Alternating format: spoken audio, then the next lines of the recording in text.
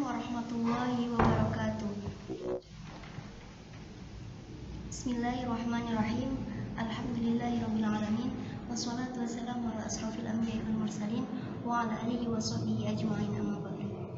Baiklah teman-teman, di sini kami dari kelompok 1 akan menyampaikan mengenai konsep dasar psikolinguistik.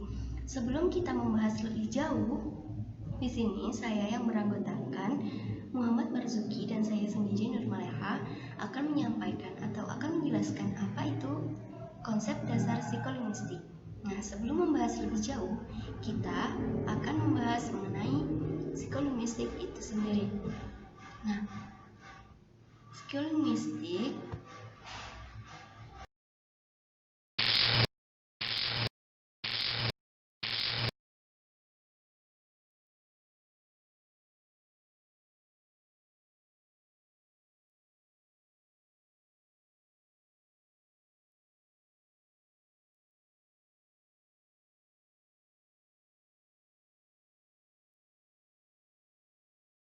kita akan membahas pengertian dari psikolinguistik. Psikolinguistik berasal dari dua kata. Yang pertama berasal dari kata psikologi dan yang kedua yaitu berasal dari kata linguistik. Nah, pertama yaitu psikologi. Nah, sebelumnya tentu kita sudah pernah mendengar ataupun kita telah mempelajari apa itu psikologi. Nah, di sini psikologi berasal dari bahasa Yunani kuno yaitu psyche yang berarti roh, jiwa ataupun sukma. Dan yang kedua logos, yaitu yang berarti ilmu. Dan dapat disimpulkan bahwa psikologi atau psikologi berarti ilmu yang mempelajari tentang jiwa atau biasa orang menyebutnya dengan ilmu jiwa. Selanjutnya yaitu linguistik. Linguistik, mungkin kita sudah pernah mendengar atau kita sudah pernah belajar apa itu linguistik. Linguistik di sini dapat diartikan sebagai ilmu bahasa. Jadi linguistik itu adalah ilmu bahasa atau ilmu yang objek kajiannya berupa bahasa. Oleh karenanya dapat dikatakan bahwa linguistik adalah ilmu atau objek yang kajiannya adalah bahasa. Sampai di sini mungkin teman-teman dapat memahaminya ya. Oke, kita lanjutkan. Akan saya lanjutkan yang kedua yaitu istilah yang digunakan untuk psikolinguistik, yaitu linguistik psikologi atau psikologi linguistik. Dan ada pula yang menyebutnya sebagai psychology of language atau psikologi bahasa. Kemudian sebagai hasil kerjasama yang lebih terarah dan sistematis, lahirlah satu ilmu baru yang kemudian disebut sebagai psikolinguistik. Jadi untuk mencapai atau menjadi sebutan psikolinguistik itu mengalami beberapa proses. Yang pertama orang menyebutnya dengan linguistik psikologi, terus ada orang yang menyebutnya sebagai psychology of language, dan yang terakhir baru disebutlah sebagai psikolinguistik. Nah, apa sih psikolinguistik itu? Nah, psikolinguistik merupakan ilmu yang menguraikan proses-proses psikologis yang terjadi apabila seseorang menghasilkan kalimat dan memahami kalimat yang didengarnya waktu berkomunikasi dan bagaimana kemampuan berbahasa itu diperoleh manusia. Bidang psikolinguistik atau psikologi bahasa. Nah, jadi kita bisa menyebut sebagai psikolinguistik sebagai psikologi bahasa atau psychology of language, yaitu psikologi bahasa. Nah, proses psikologi manusia dalam memperoleh dan menggunakan bahasa. Jadi psikolinguistik adalah bagaimana manusia itu memperoleh dan bagaimana manusia itu menggunakan bahasa. Nah, selanjutnya yaitu sehingga dapat disimpulkan bahwa psikolinguistik adalah suatu ilmu yang meneliti bagaimana sebenarnya para pembicara atau para pemakai suatu bahasa membentuk, membangun, mengerti kalimat dalam suatu bahasa. Jadi psikolinguistik ini adalah suatu proses penelitian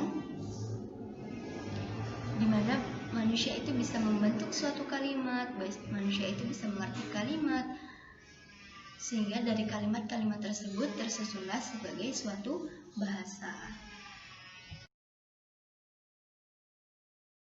Selanjutnya Secara rinci, psikolinguistik mempelajari 4 topik utama.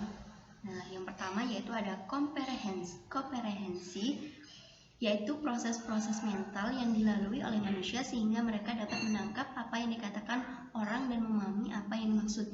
Nah, yang pertama yaitu komprehensi. Nah, itu adalah suatu proses manusia di mana manusia itu bisa memahami apa yang dibicarakan oleh orang lain.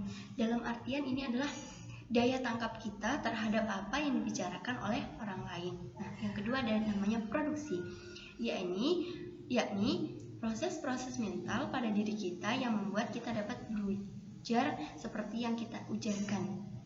Artinya apa? Ini kita dapat menyampaikan apa yang kita ingin sampaikan. Artinya apa yang ada di dalam pikiran kita itu dapat tersampaikan melalui ucapan kita, atau melalui bahasa kita. Dan yang ketiga yaitu ada landasan biologis serta neurologis yang membuat manusia bisa berbahasa. Ini bagaimana proses manusia itu bisa berbahasa. Selanjutnya adalah pemerolehan bahasa, yakni bagaimana anak memperoleh bahan-bahan mereka. Artinya kita bisa menemukan bahasa-bahasa baru, yaitu dengan kita bisa memperoleh bahasa-bahasa itu dengan kita misalnya berbicara dengan orang lain, dan itu di suatu daerah yang baru, tentunya kita akan mendapatkan banyak bahasa. Jadi kita bisa mengetahui bahasa, kita bisa mempunyai bahan-bahan bahasa yang banyak itu dengan kita memperoleh bahasa itu sendiri. Dalam artian begini, misalnya saya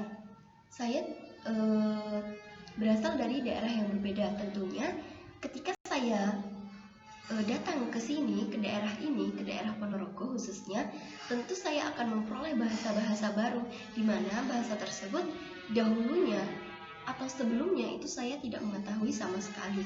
Ketika saya di sini, oh ternyata bahasa itu banyak. Ternyata di sini itu misalnya di daerah mana itu artinya apa? Misalnya di suatu daerah itu memiliki bahasa yang berbeda, dan di sanalah kita bisa memperoleh bahasa. Atau di sini dijelaskan itu anak. Nah, jadi anak itu memperoleh bahan-bahan mereka. Artinya itu anak yang masih balita atau anak yang masih kecil itu biasanya oleh orang tuanya diajarin berbahasa atau diajarin berbicara. Nah, di sana mereka tentu akan memperoleh bahasa. Misalnya mereka diajarin tentang ayah, terus diajarin bahasa ibu, terus diajarin misalnya ini gelas. Nah, tentu dengan begitu mereka akan lebih tahu, oh ini gelas, oh ini ayah, oh ini ibu, oh ini lantai. Nah, itulah yang disebut dengan pemerolehan bahasa.